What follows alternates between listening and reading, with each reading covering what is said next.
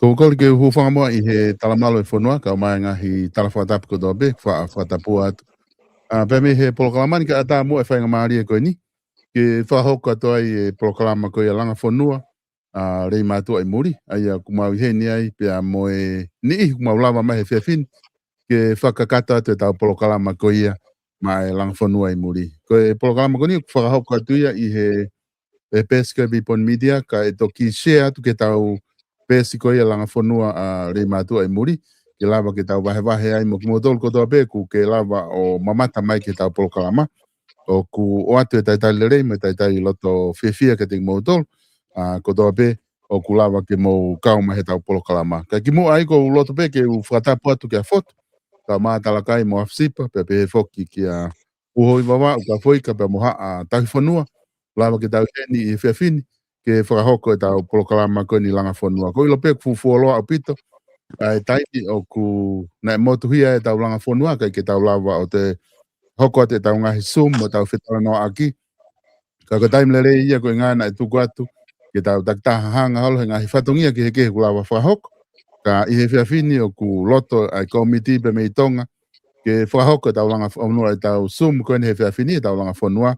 Mo katak whamore more pe ko tau link ko ia I he Zoom na e lako atu o ku palaparema koe ke lava o tukuange e tau live ke lava ke mo mamata mai ki ai.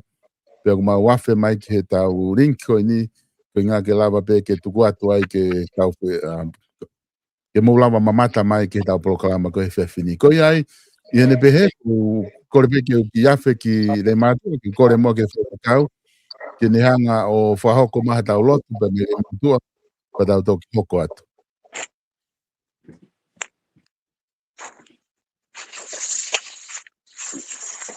E rua mat o kutoa o mauloto he whafo o whakonga ai a fiona. Tau mai a kupuri peo ngā ha mea ki a fiona. Au ke kāto ia mea kotoa pe o langi mo mamai. O whawhitai hoa fio. Maro ke I whalau mai le pe whare o fotu. Kau maa hou eki. Tāla kai kau maa kusipa. Tau I whanua.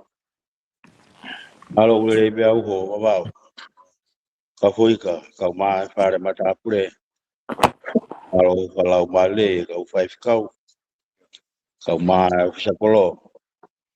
Bautol ko maua hao. E apin. Maro mua e hoa fio ho whai hono. Hoa fio ko taki. Ai whatahaanga o I whiawhini. Kau maa ki nau tolu ku nau I he tapa ke he pe o murina. Ka koe fio ko mau whai koe mahuinga. O e langa whonua. Ke hoko ho mau whonua koe whonua. O gulanga ia. He whalakalaka o e taau o e whanonga. Whanonga. Ka koe maulo tuia e hoa fio. Wana ke tuki e siwa haa manaki. Ai hoko pe mua e ngai whaka anaua. O e ko e ni koe hui koe kaha u e whonua. Ke kau e pia e fiona. Tā puak mai e whatahangan. Whai ho mau whamonu ia. Hoko pe mua e ngai visone ngā ue o e kaha u. Ke whalakalaka ia e whonua. Pela venga monu ai. Ai kakai. Tā puak mai. Ake whai aho mau tataki. Ai po malu aku. Whatahangan. Kau pia e fiona e mau mea kotoa pe. Mau whai kotoa lotu ia Sisu Christ ko alo. Mau whamo ui. Amen. Malo pito koe rotu maha kulawa e konga waki koe tau proklama he whiawhini. Koe tu whuketai ni mi hangi koe nā ku o atu. Na panga me koe kai ke lava ngā ue e tau Zoom e tok whingai ke fix ke tau proklama hokopu ka haa hono palaparema. Kau tau kolospeo ngā ue aki ai proklama koe ni. Au whangatangata be ai ni I koe ku lava ke ase atu. Kau te whinga be ke whanga hulu ia te taimi ku ke rea mai ai. Ke lava o mamata mai ke ai ho tau kainga koia. O kuna mamata mai ke tau Zoom. Ke ngā ke lava ke tau asi ai. I he talanoa koni ku tau whae whiawhini. Ka ki mua ke tau hoko atu e kainga langa whanua. O ku o loto ke whakahoko atu e whakapa apa. Ki he taha koia e tau kau whiwhine. Nane wha na pōpōua mono tataki mai koe tauranga whanua, kone si I hike atu e whia whini, sio ke la atala kai, pero tui koe tāne kuongo au pito ke langa whanua, a rei mātua au tatau pe murini, pia pe he whoki ki rei mātua. Koe taha eni, a re ngahi whae, ka koe kui, mai whawhalala e ngahi ngāwe lahi e tauranga whanua, ka kuo hoko kia e pure maani oni au tua he whia whini, wa e mo uiba ku mo oni lau ko ia puna ke ko to ka kai kau kaua ka tau to pe ki tau tolu ka ku atu e fie kau nga mama ke tala kai ka ma ai to nga e whanau pe pe ke family hono kotoa pe pe ke kainga o fotu hala ma no I he tau fa ko ni ko hukiton ho tau loto fare si more atu ai fa ka ko kui ko ni sio ke la atala kai o pe ke fa mal Rea mo fuaki nonga ai o tua pe me langi ke ne tataki e tau whono ngā lotonga e taimi whainga ta a koe ni. I he whainga maria koe ni ko loto pe ke o whafoki atu ke tingi motolu ki rei mātuana e officer call ko ke ngā ke whaimaha ki ongongo ko ngā ke whawhila ongo aki ki tau tolu mo tau kai ngā langa whanua koe i muri ki he tuunga kuia e tau langa whanua e ngai taimi koe ni ku ki motuhia pe wholo ai tau tai whelongo aki ka whafoki atu ke tingi motolu ki rei mātuana.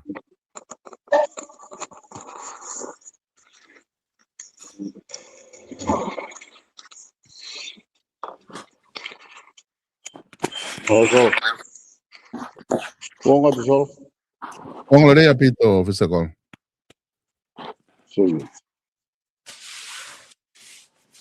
Sol. Iyo, Secol kuonga rea mau pi. Paman. Ote.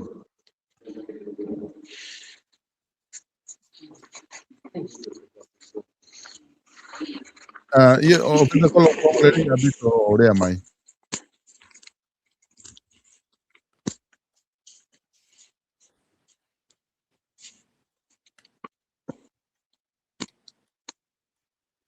Mana ki mate mai.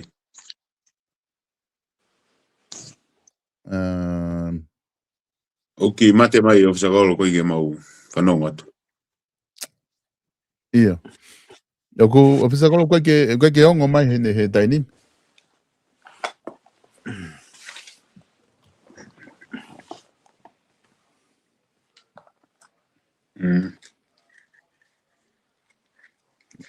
Okay. Officer Call ki rea mangena ku ongo mai taini. Iyo. Iyo, ongo rea mai. Iyo. Iyo. Kore veke u whangata e pehe whatapka kato nei mo ki kamata ke tau whataha e whiawhini. Ka tā mo ko whamari e koni ke whakata e pehe solo wai mo me whai ke taha I Australia. O whiwhine malo I o moana. Koe o me whai ke a ri mai tuane e ua a ke a siuki la. Ai adama mo tuane whamari e koni ke whakata e pehe ki whamatala ki au e whakata. Koe ngai whamui e la whanua ko second ki tahi. Nai lava le rei ngā ue goia, ka motuhia e tau whepota anō aki. Ka o kuia I pe mo ki ngā ue ulere tai mini kore whawhanua. Koe toko ni bei a Australia. O kai ko langa whanua ka koe ambassador ka Australia. Koe tahai e ki toko ni na e lawa e whakonga pore mai. Ka koe tue tai mini so na kosi whamapo po mama ue koe whatako mui mui. O mau hoko mai ka lamat mana so tu pela whanua. Mai whako kai ngā ue koe ia. Ko fui hala fo ke ua na ko paasi mai ke anga kai koloni. Ono ngā he whatafe. Hala mate mo fui ko ngai fo koe Pentecosti ki laro koe ia nau. Ani a keu. Mahalo koe whotutu ngā ue pe ia na e mahino koe whamui mui a ngā whanua. Ka koe taha pe mausio atu he mawhataha whamui mui. Koe tau mea ngā ue koni koe tau ki palau. tau hikolo. Kai. Oku maloto ke ki lava o ngau di tua ke lava ke maa se niti. Ue te lava maa se niti ke ngahi aki mono utu. Malo ko umea pega pau i manatu e skentari ko e hae mea na nei keike ki whakataha. Ma ko ki mea pega ko mau sol. Kai. Ma mo ki nau mana tau tano ke ki nau o hamilitoni kon ke putu. Haki aismat. Mo nai lau behu de na whakakata mai mahal mo akulo. Na ngau ke putu. Ma ko umea pena e kau e matano ke ai. Whata ai pege. Hano taimi ke. Ue ima whangimi ape. Na tea. Iyo. Pana mau ki whata hai pe ko mitio sio ka aho e tatai ki. Foto holo mamari e pe. Mago e mea pena e whaike whata hai ko miti. So. Ma opito kona ku mo wakai atu pe ko e ngahi ngonga nga lang no. Le mato ko nga tau ngahi ngonga na ku lava ki tuku mai ofisa kolo pe mo e komiti ko mi tonga. Ai a ko e hange ko e kuna whaha mai ko e tahe na ngahi whakataha ko whahoko. Ka kimo ai ko whamore more te ko e ke ulawe ko toki mahino ka te au o ku iai mbe mai mea whakaeke ta hange ko e na e whahoko mai ofisa kolo. Tau whahoko pe tau kaunga mamahi mau ki nau tolu. Whamili koe ni ku huki tonu ki ai. Ai o whiwhine o PO. Ai o ku kua akia whahoko i Australia. Ka koi ai ku o atu pe koe koni ko mai heo kisa kolo me i tonga. Ai kune o mai foki koe nau pia mau e mea ngā au e koe ni hanga tau ki palau. Ke tuku atu ki tua. Ke tuku atu e tau whangi e tau palau ki tua ke lava ngā watotongi. Ke ne lava o mao hangai whakamore ai ke lava o tokoni ke tau ngahi ngā au e koku whai koe i rei mātua. Koe kare atu peke e whaha mō tanga noa mai ki ai e kau tangata o mō hieni. Ke ku mao whoki ke tau tūnga whamui mui koe nei ai tau langa whanua. Na tau osihanga ki mua koe ni ki motuhia ma koe no toloi mai tau langa whanua. O te koe tau ngawe lahi na tau whahoko ki he vai pe mo kamata ko ia ai tanu koe hala ki tahi. Na e osihanga i tau tolo whakafoki atu e ngahi mawhai koe ki hono tataki tau langa whanua o whakafoki atu ki he komiti ki rei mātua ke mo whai hono tataki mai. Koe ngā ke mo whakahoko mai ngahi fie mau, mo ngahi mea pehe. Ke tok whakahoko lope ke tau whanki waa. Pea ko tui mahalo koe konga ia o kuloto ke oa koe. Kaha mo sio mai ki ai. Koe ngahi koe taim whamui mui na tau langa whanua ai na o si o atu pe ofisa kolo. Pea mo komiti. Ke mo whai pe tu ni me hena o mai ki tok tu whaki holo mo tau tala noa ki ai. Koe tui ke ngahi mea pehe ku mo whakaukau i koe ke whakahoko ake tau umea langa whanua. O ku eka ki tau ke iui ai peha tau sumo ai pe ke whapasi ko e hape le rei taha ko o mai mau whalala kakato atu ke ngau ku mo whai pea kai wanga pe whai ngā maari e tau e whai kau o ku ke loton ke mo talanoa mai pehe mea koni kusi kore mai he langa whanua le mātua ko ngā koe tūnga koe tau palau koe nai ave o ku taime ku mau ai koe ke mau hase ni tia ke fixi ake ngā ka pae ale palau ki palau holo. E mau e ki se ni tia ke tokoni ke utu mo no ngā he palau mo whanki mea pehe. Ka ha mo sio ki ai. Tawari? Iyo, malo solo kuonga tu? Iyo, kuonga le rei mai pe. Iyo. Kore ke u whangat pe ngai whakatapu ko kamata ke tau whakataha e whewhini pe ku mau ka whakapapara he o pito ke tau anga mea whakaeiki ko ia ko whakahako mai. Ku ata ku whekau ngā mama. Kaike, ko ate whakapaparahi ke mātua kona ku si mamakawa mai me uta mo e ngai whakataha. Mo e tau whakataha ku whai.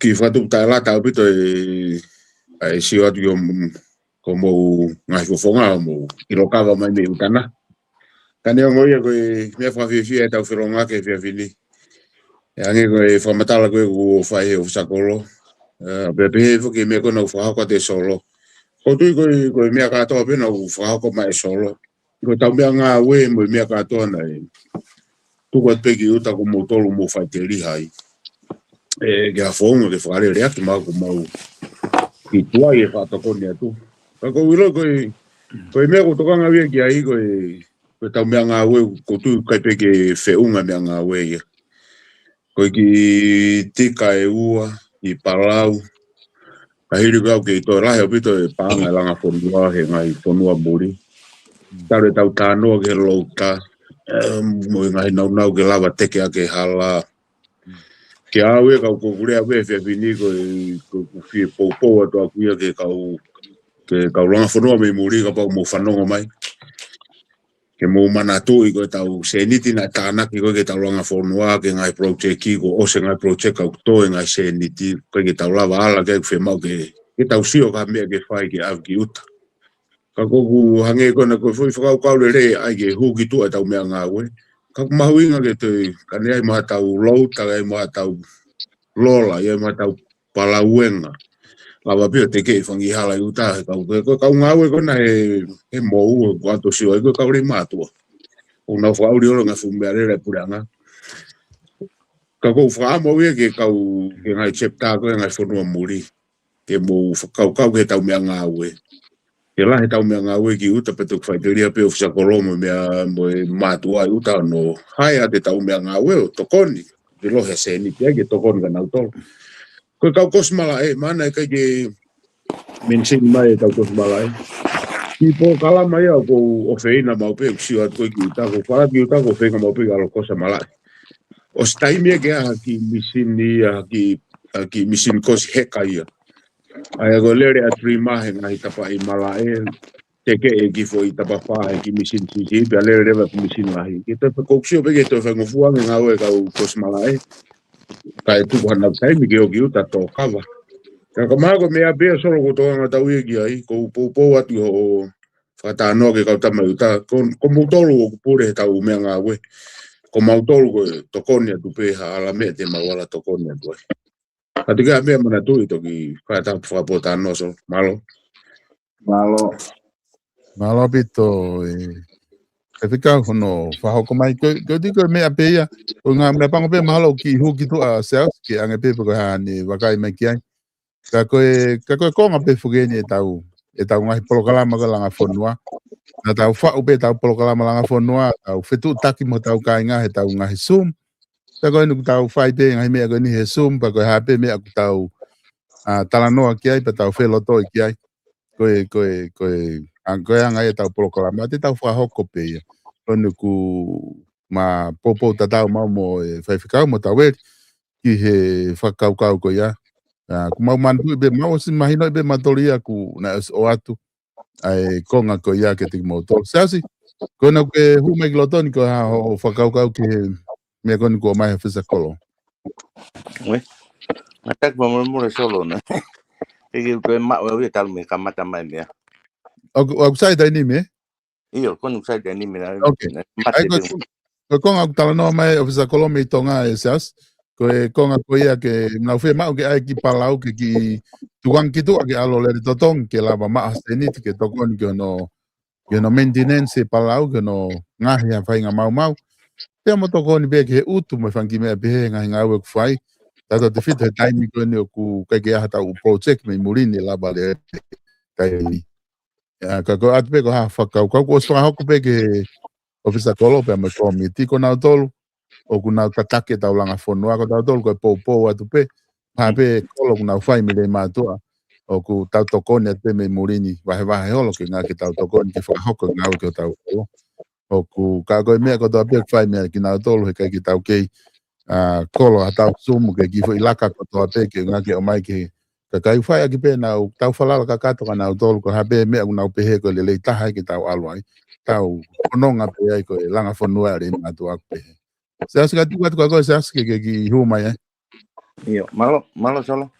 Ko de u fa mal be fa ta na nga ke tau tau hawhanga he poni kai oruma ki whangamari ko ni re.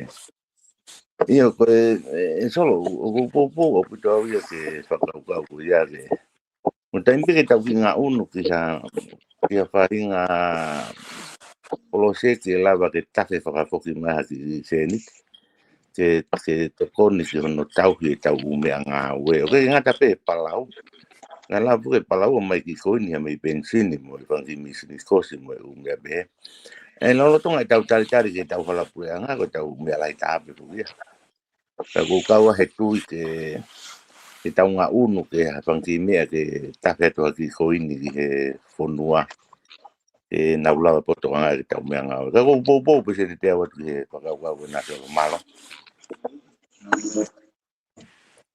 Malavito seas ofisa kol kona ku mahino pe mea ko atu ma ki madol ko nung maulava mai ki lotoni ma uhe whaka o ta tau pe o ku whafo whai mea ko toa pe ko ha pe mea mo whakau kau ki ai pe whahoko ia ko mea ia le lei whaalu fua ka tau tolu o ku te ai ma whakau ka ha mea taha e ofisa kol ku mo loto ki tau tala noa ki ai Io solo perché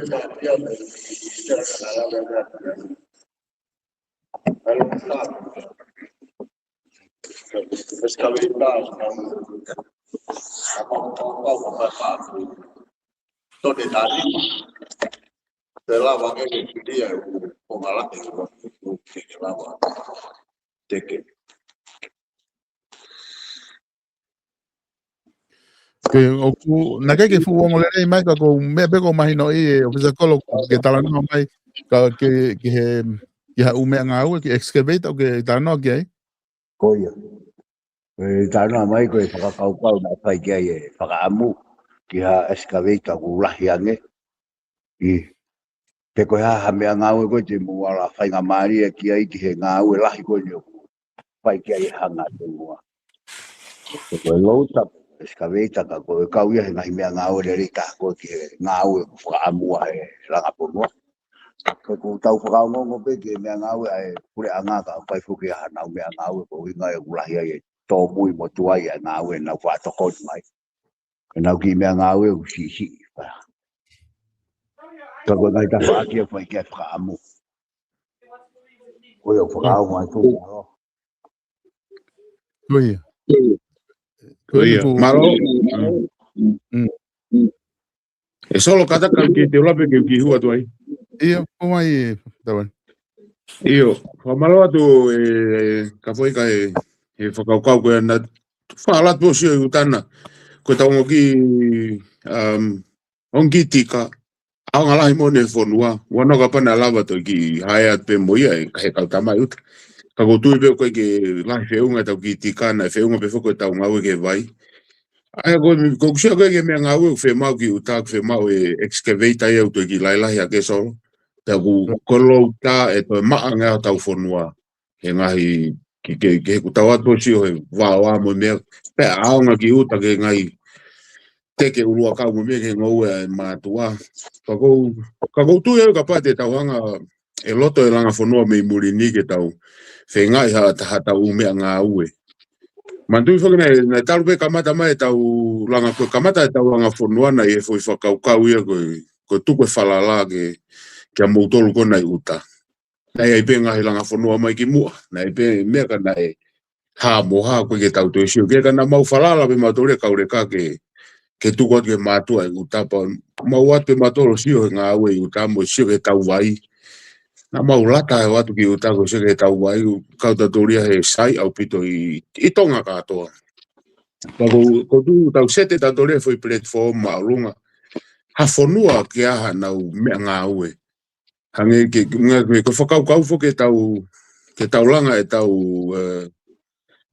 City Council, pe koe council a fotu rei mātua, te ke kia whakaukau pe hei tonga koe ana koe tau langa whanua. Koe council a fotu i uta ke nehanga whai ngā ue, paka tau mea ngā ue. Paka uto sia ta haku ilo malpe whai whikau whenga, mo kau okalani. Oku he panke fulau kilu. Tatak pe okalani oku.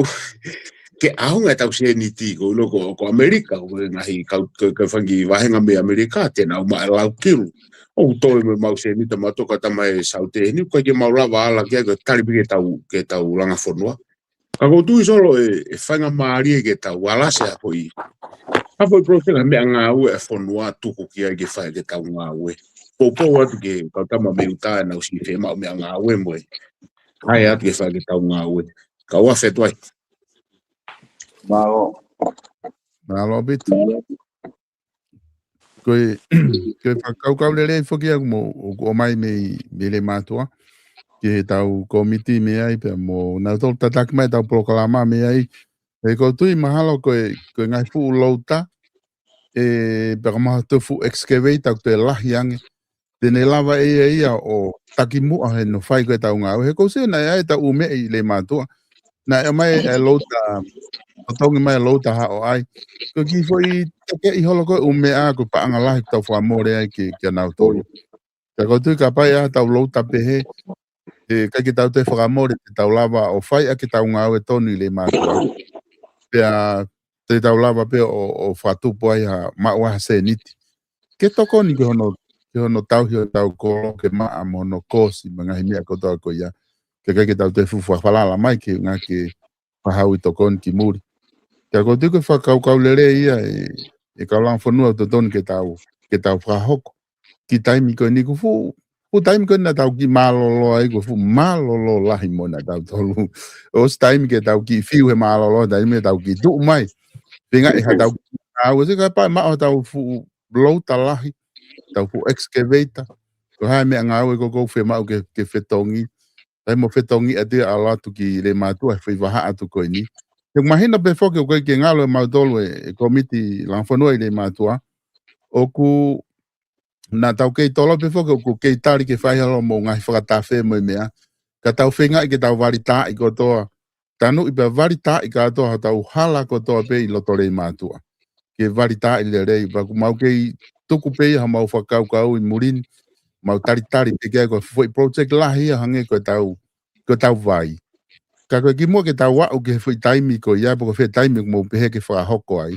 Te tau lava ta tolo whai fwoi project kon ke ngahi mea lere. Ke ngahi louta mo ngahi mea ko ia. Pako taha whako ko manatui haki ke whahauka te whamalo lahi ke tau whafofonga whare area. Ke a toki tau lea me waskela atu. Koe tōni pare e mia. Ko tui koe tuunga kou kea langa whonua koe ke te liliu ia i a taimi ke tau lere mai. Ko hai peho tau whafofonga ko oku ave he wahenga ki whare area. Ko tau whafofonga ia te tau ngau e whakataha mo ia, mo e langa whanua re mātua, ko ia te tau tokoni ki ai he mea ko toa te. Ka ea ngai mea kuwhia mau ko toko taha ia ko tau lak whetu taki ki ai. Pero ko loto ko kore at kak mo tō langa whanua. O koe ki te liriu e langa whanua ia ki a taimi ke te liriu ki hema pe matau. Ko hai peo ko mo whiri ki whare area, ko toko taha ia tau ngau e mo ia. Peke ke tuwangi hataha ia. Ko ngā walahi kwhai waskela atu. E tau whafofonga, he tau langa whanua, he ko tau loe ai ang nehanga o tokanga e tau umea whakalao, ngahi mea pehe.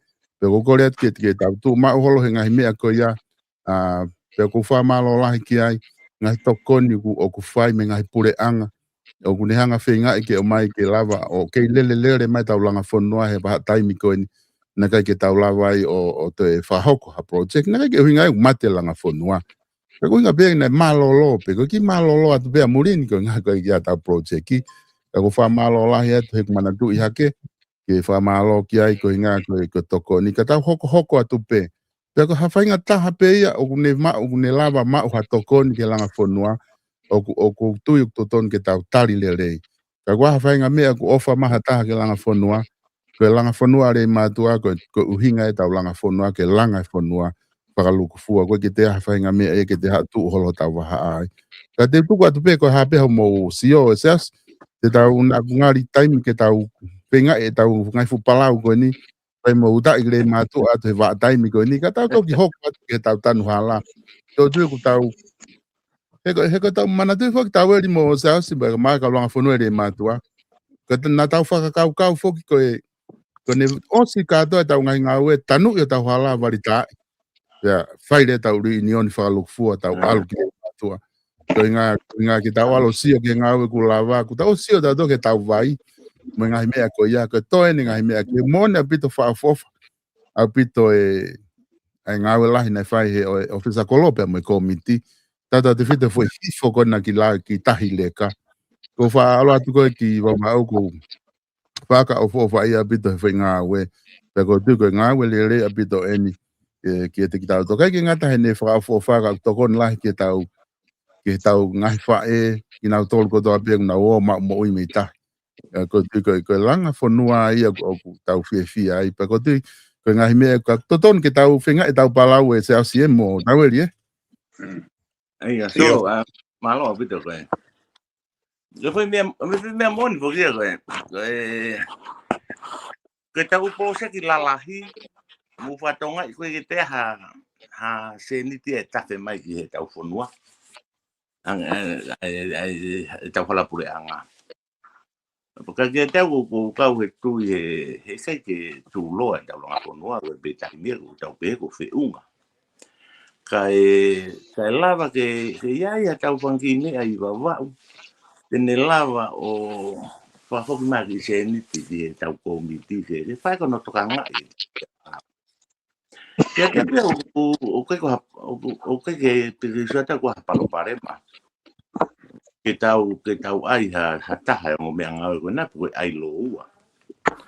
Ke tau e tokoni a pitoia ki tau ki o tau kolo ka o tene te o mai ki se niti ke tokoni ke tau mea pa ko tau tano amati ko i foi e poki ne o fo e tau kumi proseki ke tafe whakapoki me sirini ke whonua. Ko whaamu ke taimi e hoko ai solo tafe mai se niti pa o te ai ke tau tue whanongo ko sirini peia o e louta ko sirini o e ha ikai. Sirini o tafe mai, ke me toka ngai kato katoa, ai mea ngā ue, ai langa whonua. Okay. Eke whima uwe hoi ata koia ke toko au pitoia.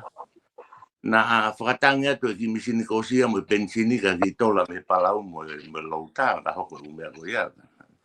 Ka tawanga whakaata mua ko seniti, a me peo whao he repaita.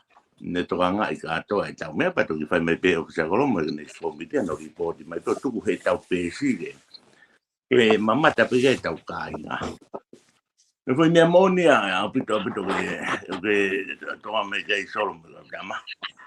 Pea e utoi pou at pe solo ke mena ke lawe ke tau waka politiki. Whaamu a pito kana toi asimiri mātu e lanu koe na. Koe whakakengi koe ha. Koe langa whonua koe ke pēa no natula. Tau nofo pēu tau e taha kotoa. Mata vai te ha tau mea. A tā pito pēo ngo tama. E tau ata aina pēo whakatanga nau dolo. Hangono whakatoa solo ko pou atu kia. Hangoe lawe asi ke. Whiwhinga e te tau whangi ko ini ke si ao ngā tu e tau mai to e lawa o tu whakafoki mai tau whangi se ni tiro me pena lawa o tau ai whangi polo se tiri. Ke whoki atua i e tau ngai tau ki ko ini. Mahalo so. Ke saute mahalo ke to e lahi apito pena o pankea na dolo e... Tā kiru ni mano.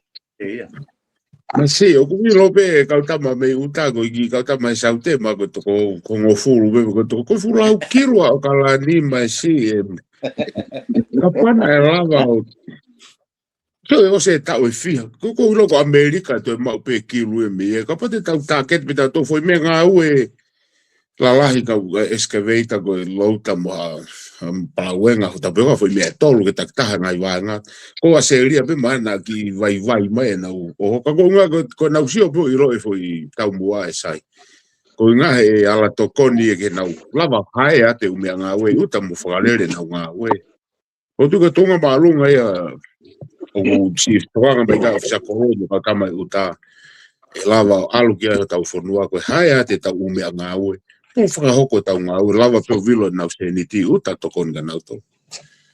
Okay. E pisa kola te tau whakahoko pe ai be tohi o atu ke unga ke o mai ke whapapau i peo o mai mea mōtol ke ngā ke awe holo ke ngahi wāhenga I murini. Te whai pēha sio ke ai ke whakai ki atu peke ngahi ke whahano wakai e seasi mo tau e ke wakai holo ngahi fulau taha ko te ko meme ko nusilani o ksai taha ko ne ofi te ko te maa taha peke kumi umea ko emi nusilani o awe ai. Nga ka ki wakai e umahu inga ke wakai e umahu inga ke mahino pe ko e fiha. Patau toki si ore ka tau wahe mo tau whakatangi holo ke ngahi wahenga. Ko hange peni haki I afe pe ko ki ai pa haki afe pe haki me ke tau ki fe mo ki na ke lava tau lo ta me ka tau mo tau tari pe ke tau wari ta ko fe tai me e toki pe he komiti mi tonga ke tau ta e tau wari ta pa ko tau ka reo ki osile fan ki nga ko na fai ko ti ma ko me ale ia ke ha o se ko from remore mana tu ke ni io ko nga ta mantu na si kamata fakatang ma hemliton si na mate na si mokosia kau tangata hemlitoni nga ke tu kwat be mo ia loto ke kau mai tohi kona kau tama mitonga ba dau toki kau toki si oi pe ko hai fe hamia ngari mea nga matu na si fakatang me kau hemlitoni ke na mate Ko nga sa ko na mate te na o mai e la no hemlitoni pe ko nga ke o mai ko tu pe ko si o ka tam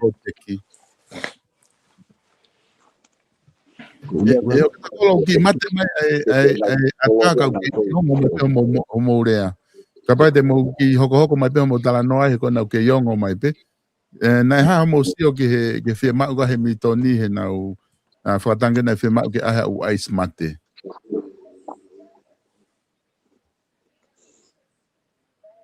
ko matala pe ki ai ko na feinga mai ke na hanga ai katoa u mea ko ia ke o mai ko ha lau ai langa fonua ke whakakau ku na o mai paka ko roto le nei pe ki ai langa fonua ai ko ke ha me ai paka e ku ka le ia fonua paka lu fu koi kala mai o fa ia ko ia me to ko ni ko ia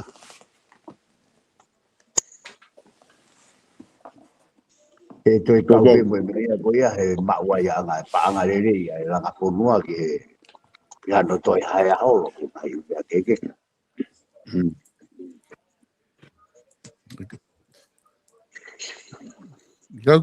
kau ke ya kau langa fonua he mitoni be kai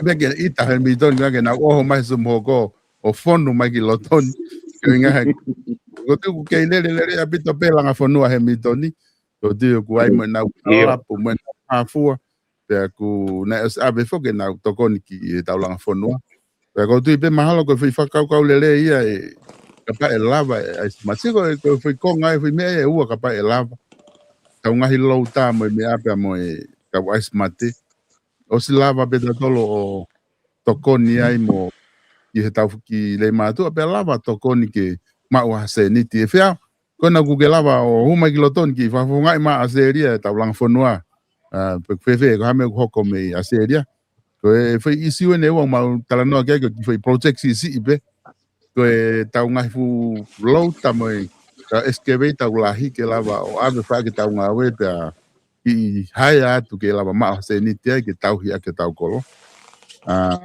pe mo e pe koni smarte na to tu ko he militoni ko nga ke lava ave mo ya toko ni pe ke tau tol pe mo lava o haya tu ke ma wa se ni te ka ku fe ho bakai ke ai fe me a serian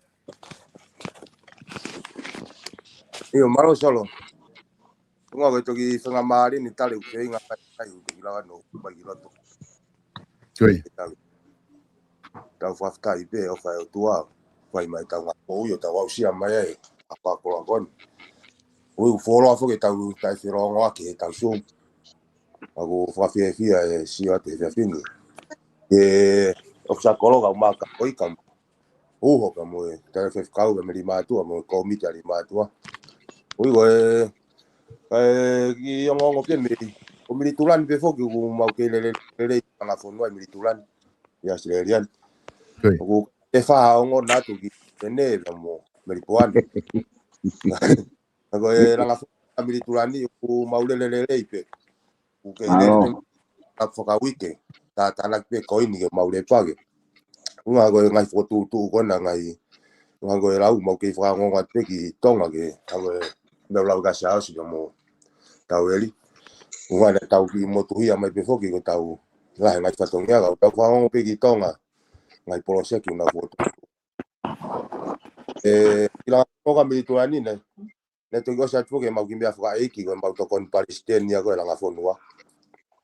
Mau kita tai ki ko ni tale foto langa fonua ni. Ya mo ne mate aki pa. Ui ko ngo ko ko me mili mat tau ofa tau nga we langa fonua mo. Ngai ko foi tau ko lava te kimbia fuka iki ko ya mau tokon Palestina. Aku mau lele pe solo en ma olo mea a fono na iturani unau lele pe lele matangi pe palo pe lotu ka mo fia mai ko loku ko na tano ko na me fa ga tala no a fini mau po wa pe ki ai o ige ga sha si mo taweli o tau fa mu ya ga hame nga u ke kene te hanga o mata na ki ma se ni ti ke tokon ke ko mitili ma tua ke tau langa nga u fai tau tu ko lahi mai ngai na u tau fa amu ke fa fo fai o tau kolo ako hanga tau ko no ki mai ni tau langa fono ko fia pe fa fa pe ki ko langa fono a militulani e mau po atwa tau awe ko tau mu nga u pe langa fono mau fa le pe hendi ko tau mu nga u pe ko tokon tau ki kolo ya te au nga pe ke ngai fa pe ko ni unau si kau mai langa fono a militulani ko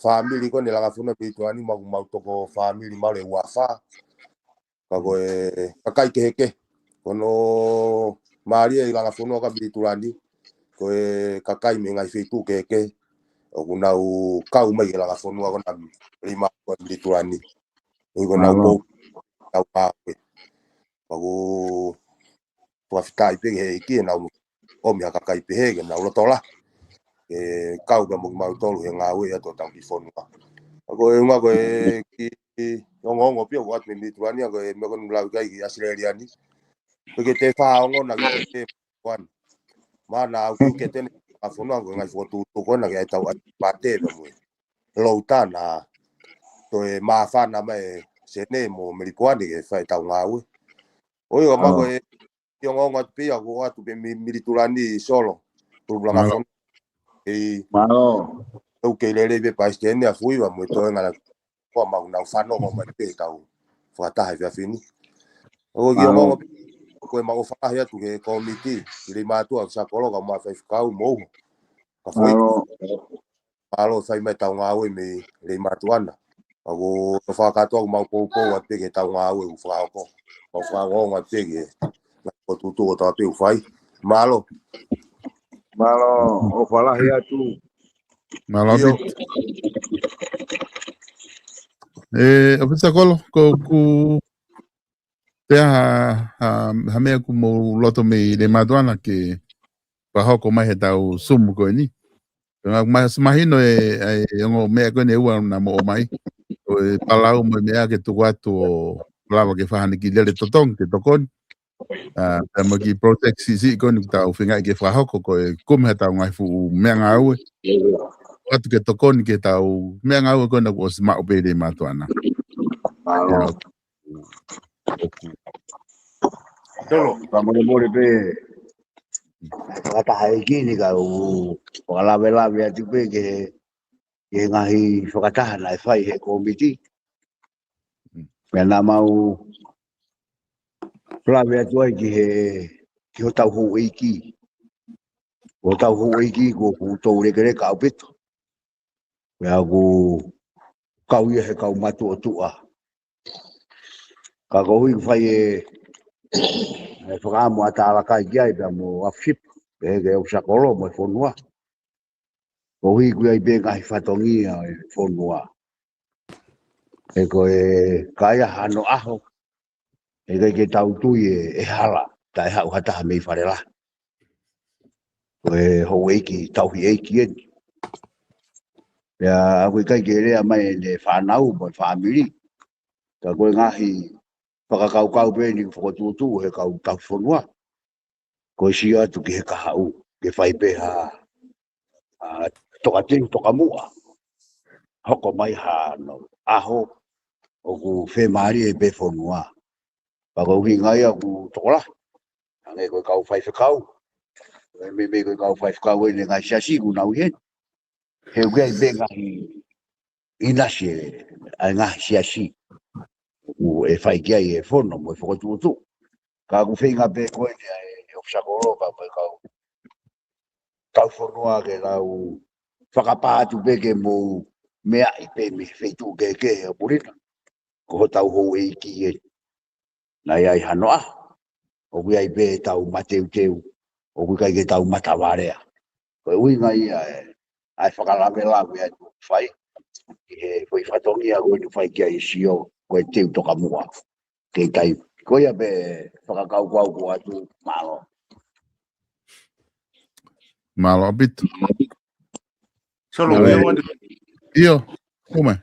io kata mo kai ko kitana ke tu pe ko me bene u mau inga na o si lave i pe ki mo ta so mo ai me a ko ni ko a me e fa ka wa tu mo ke tolu a ke ta na mate ko eu tu te ta lava fai nolo a me ta ni mau ta ta ko su mo ki pa ta lava fai nolo na nga pe ga pa ko na ko fa ke komiti ke fai mahato mi tonga ke fa ka te mo ke mo na mate Nange koe lawe koe na ki tau hou i ti maa koe kau ia ku mea ngā ue maongo onga. Ka pau e maa watu e tau whanki ha tau waisi mate. I e mea koe ku ngā bea kuna e o stokanga mai pana e pore mahe militoni. Ka e whakau mai bua mua nau tohi ke tolu aki. Pa tau toki po tala noa i pepe ko e ano fu uipi ka ato e fo i tolu pero e ai kau tama kou mau inga viviri ange kau toka ngat be ki militoni na hokwa whai ngā morosia ia nau tolu e mea kau mga tau tala noa peka tinga i maha nau whapaponga ke hu mai ko wae nau lau whapau nau pe nau toke i taimi re pa kau hokat beto fo i ua kona malo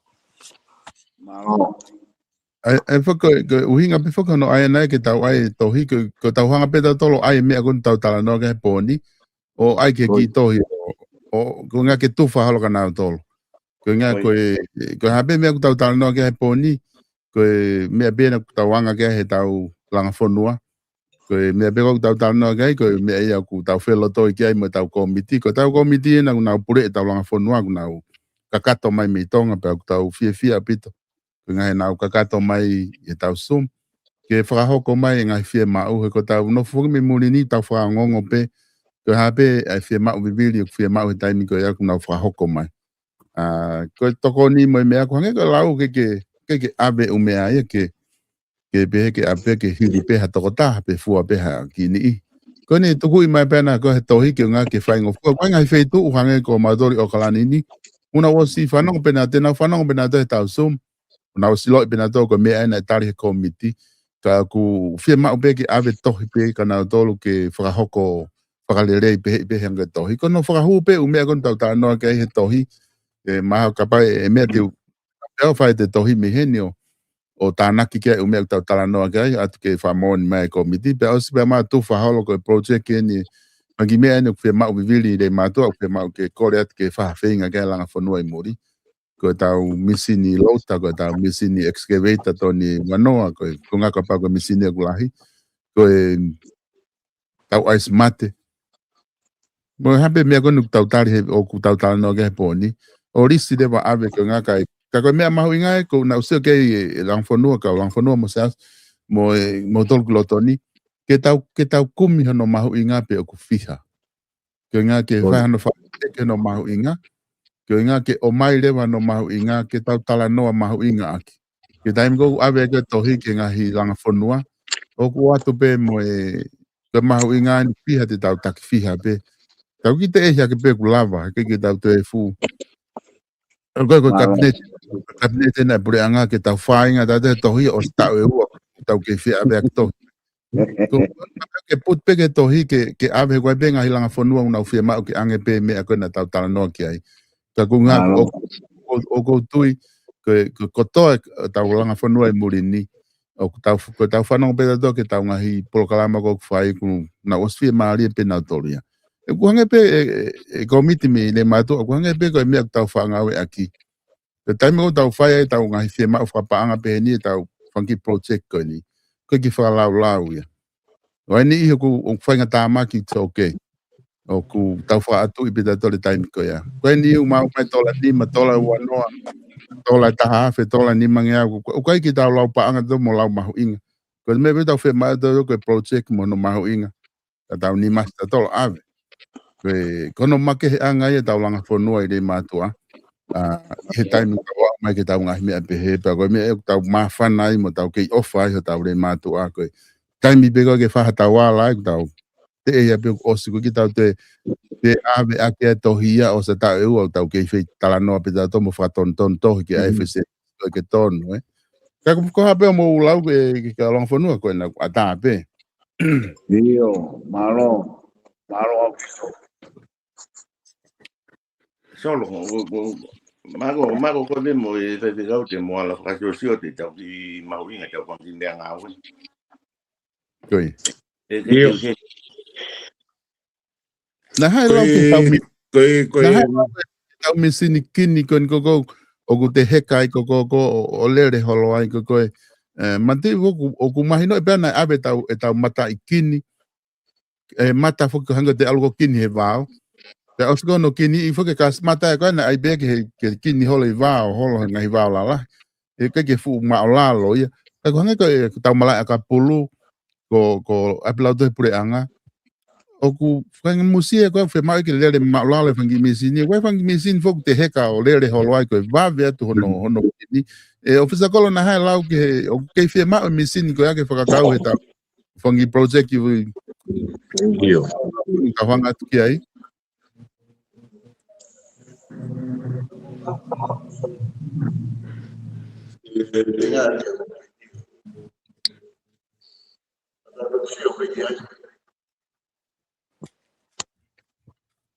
Ane koe palau e ni ko whakamatala te o whakakolo. Koe. Na e whai o no ngahi pa koe ni ko ngā aue. Ai kini koe o palau. Ula wa be kini a koe a tau he malai a ka pulu. Okay. Pavof. Se koe me te koe taha e mea tau fia koe tau langa whanua. Koe be me tai mea ku whaatu i tau langa whanua koe ke te ai mea koe toa be. Tu kulawa be me sinia kini. E tau malae o whaafof. Malo o pito. Whango la koe mea whawhetai. Malo. Tolo. Ia. Io. Kai ki tawe te hango mea kona te lau me ki ai. Ua mago one o tonu malo ke whai ke eke ai hango mea kona. Ai si mai mea ke tau sumu hokoku. Tau whataha mai koea mau ke tau sio ki ai. Koe. Ko tui mau mau i ngau ke mau ke tau sio ki ai. Koe. U tohi o tuwha mai. Musma e mahu ingai. Koe. Na tau taki wangi au te ko lawa ia. Ko atu ki mi ko. Au ni ko tau lau ka solo. Ko na e polo kambo i mato tori. Ta na ki mai tau ki polo se ki ko ni ke tau hia ke tau mala ka polo pai. Na waka hi ko e fe ngalo e tau fa na u malu ke kini mala e. Na ko na usai tau pala ko na ma ko na ne tau hia ke tau mala ka polo. Koe. Io, e solo kada ke ko sio ko ke malai ka pulu. E ku alfa mui mo sio ko ke tunga ko ki ai ku hono tano atu ake ha me ko tui ko aku e ko ke tui pe ke lau ko na uhinga a loka. Tap moloka si mama atu. Ko mala e o toni ke te ki teke fale rei. Ka lava pe ia ha tau lo tau kulahi. Ke ne hanga o teke i takai holba ma misini o rai ai e tokoni au pito ka tau mea ngā ue. No whakarerei pe kau he tako tamata toi uta. Ko atu e ko si ia ko suru o luo koe ke loto ke si lavlave e tau whanau. Whema ke toi ki te kei whakarerei pa toi ki tanu i ano ki leia musi e ano one pa toi ki tanu whakarerei. Ka lava e ka aha mea ngā ue. Koe we, moe price pe koe tau mea ngā ue. Koe price koe e louta whamui mui koe na ai koe na usua hit ma koe tau ni whape whina. O koe ke i he nima mano pe ia. Mau beta koe ke whea mau ke kumea ngahi mea ngā ue wha elektronika hange ko louta koe, hange koe tau ki excavator koe na o atu. Koe uinga no ai whangi kalas pe ko ngā koe ke computer. Ke whaingofua ngā ue. Ai koe range koe, kai whai sio ke price koe umea ngā ue. E ihe laini pe ia ni mamano malo lai taha o mea ngā ue. Ke ono mano ai fu whainga fua o bito whainga maari o bito ke tau whenga he whangi toinga silini kone ngai wahe ngā kutoi. Moe whakapāpalahi atu ke whakaukau tukuma e viri me i tonga ko ngā ke tau. Noho pe impurini mo tau sio ka aho. E ai pe aho tau o weki. Me maui ngai ke tau. Toi tāno ke. Ka sai ki e whao e tohi solo. Ka taka sio ke price solo ke mahiri ke awi ke kapai. Tau tumhoko, Iyo. E masai pe ko ngā koe ni mau pe price e te ui e te tau sum ke mo te ke tau talanoa ki ai. Te a lava rewa ke o zau ke au mau me tau tohi. Ahu pe tau price ke awa. E ofisa kolo, ku te aha mea ku mo te whi pa o sea ki ka tau manatuko he ahoni ke kumi hola u price koe ka tau toki sum rewa ke o ate u price mo tau toki mau me tau tohi ke pa tau tufa rewa.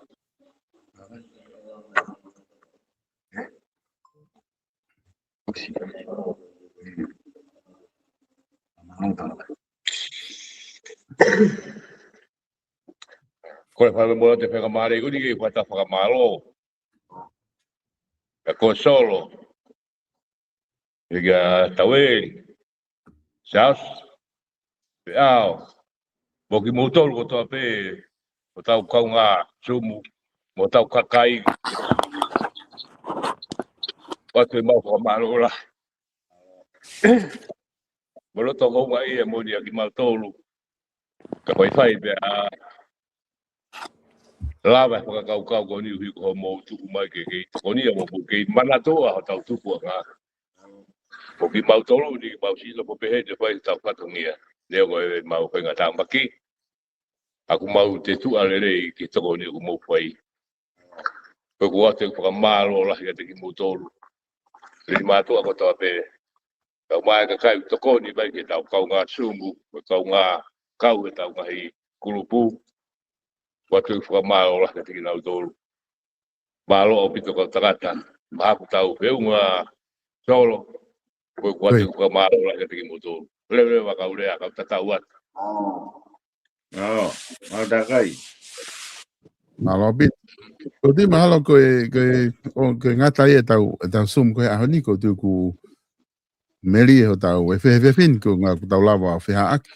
Ko ai pe ni ko tok whatonga e haki ku nau tohi mai pe he tau polokalama. Ka ko ti koe whakau ia ko tau sum hoko. Tau mau katoa kia e tau umea ko ni tau talanoa kia ai. Ai tau mahi inga mo e hafua. Mo e whanki wahe mo e tohi mo e mea ko toa. Ka tau sio pe kia ko ne osi pe ka tau sum ko tau tufa reo. Kai ki tuku i baki taimi ke whakasio i holo e tau misini. E weekend kaha. Ka toki whakahoko atu pe tau taimi ke tau sum mo e ofisa kolo E toki wakai atu pe seausi ke wakai i taimi tau sum mo ka ore ke mao whanki maho inga. Mo mau whetu taki ki he militoni. Ko tuko he militoni na asfai na tole na homoeka ki he puha mate. Ki he me ice mate. Ko inga ke nana asfai na te wha e ke kia he na nau fuloto o pito ke nau whahoko whai project ko ia. Ka e whai whetu taka nau tole ko inga ke whahasio ki ai. Ko tuku nau ke mao pe na tole maho inga ke update pe maho inga ke tainim. Ke mahino ko maho inga ia ku pe mao ke ice mate. Ko unga we ka whai te waha koe ni. Ko tau sum hoko pe ko tu e mau rewa ki ai pa tau hoko atu rewa mea ai. Ka ku whamalo la he tu pe hanga whamalo ku mai ni. Ko na pos whahoko atu ka te motol ka inga langa whanua. O whapena e ongolere e tu pe tau polokalama he whiawhin ka te motol. Pe he whoke moukau mai he tau polokalama hoko. E whinga e tau zoom ko ia ke lawa o tau whoki ki he mena tau whangawe aki. ke lava ke mo huto ko lahi au pito mai ki loto ke tau tala no ai mo tau wahe ai ke tau ngai project ke nu ko mai bi le matua. O tu ko ngata pe tau proklama he fin ko bege atu bege fai maha tau loto ko ngai ku e afin ko sai bege anken ko 5 kau tau ri asen ku ke loto ni pe ke ne fai maha tau family pa tau mato ko pe malo pe. Malo solo. O korva more atu ke mato agi uta ke kau fai kau mo katakto fai mai be mo hata loto fa more yang yau malo. Yo tua ma ko ki fa mo ni ko to pe ko ka wa Fiona pa wi ku na noa nga ni so ne ba ko to pe ko la ga fonwa ko ke fa ya ki ha ka yo lo to ke alo to ta u fia ko la ga fonwa ku fa ya ki ka yo lo to ta kai tu loa o mau ke fa mo on ko to pe ka pau he kai ke ka wa si ho wa la nga fai ko kula no ai fe nga fai o do ai mau hanga ki o fi ta ki mo ai pa ta hangan fai pe mo ai ho fi o no fuga la nga fe nga ko to pe o fai mai ba me o tu burina o ke mau ha lo to hanga mari e tu mo ke mau ke fe ina siaki e ta au e fe o fa ki ka more o fa tau tai aonga hanga o fai tua mau lo tua ka bua ko to pe ki mau tolu ka ma ki nau tolu ko mau ka fata e fe fe nau tolu nau me mai ba me o tu murina tu mo ke mau fe na sia ki pe e ta au o e fe o fa ki mo o fa fa samaritan ta bua ko to pe mau ai family ta bua ke fonua mono ka kai pa ngalo e mau lo tu foto ka ma si ono fare tal ka ye ka ma psipa ka ma ka tau fonua uho ka ma fare bata pure so fai kau ka ma so na mai family ye o fa pa ya ko fai ka guri o ape ma me ko to ape ke inashi mate pa ma fonua ka ma fata wange ke tataki ya Fiona pa fraula ya Fiona ai me ko to ape ta bua ko to ape ma to kresa iki ko si su klais o fala o to ape tamai yo me la mari manio ni ba to ko to ape pai bota ngata amen malo Malo kakao. Lo danga da malo. Malo.